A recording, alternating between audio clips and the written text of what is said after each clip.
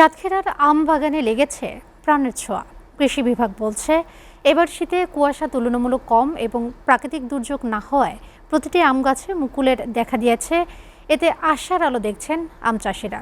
সাতক্ষীরা থেকে শাহিন গুলদারের প্রতিবেদনে দেখুন বিস্তারিত। ফাল্গুনের শুরুতেই রং লেগেছে সাতক্ষীরার আমবাগানে। মুকুলের ঘ্রাণে সুরভিত এখন পুরো এলাকা, শহর কিংবা গ্রাম সবখানেই এক চিত্র।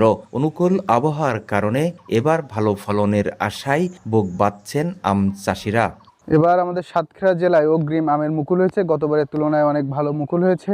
আমরা আশা করছি এবার আম বিক্রি করে আমরা অত্যন্ত লাভবান হব। যদি আবহাওয়া ভালো থাকে এবং যদি আর কুয়াশা বা কোনো দুর্যোগ না হয়, তাহলে আমরা অনেক আম উৎপাদনের সম্ভাবনায় আছি। আমাদের সাতক্ষীরার আম বাংলাদেশে ভালোই চাহিদা আছে। আম বিক্রয় করে আমরা জীবিকা নির্ভর করি এবং আমাদের ছেলে মেয়েদের লেখাপড়া শেখায়। গাছে আগাম মুকুল আশায় ব্যস্ত সময় পার করছেন বাগান মালিকরা।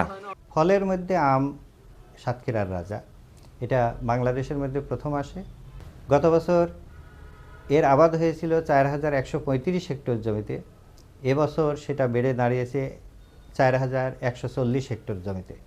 উৎপাদন গত বছর হয়েছিল 70,880 মেট্রিক টন, এবার আমরা লক্ষ্যমাত্রা ধরেছি 70,900 মেট্রিক টন। কৃষি বিভাগ বলছেন, আবহাওয়া ঠিক থাকলে এবছর আমের ফলন বাড়বে।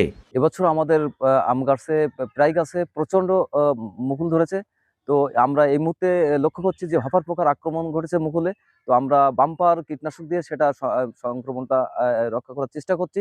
যদি মুকুলের কোনো ক্ষয়ক্ষতি না হয়, এর থেকে আমরা ভালো লাভবান হব বলে কৃষি বিভাগের তথ্য অনুযায়ী এবছর জেলায় 4145 হেক্টর জমিতে আমের আবাদ করা হয়েছে।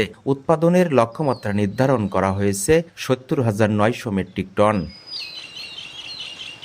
শাহিন গোলদার, এসটিভি, সাতক্ষীরা।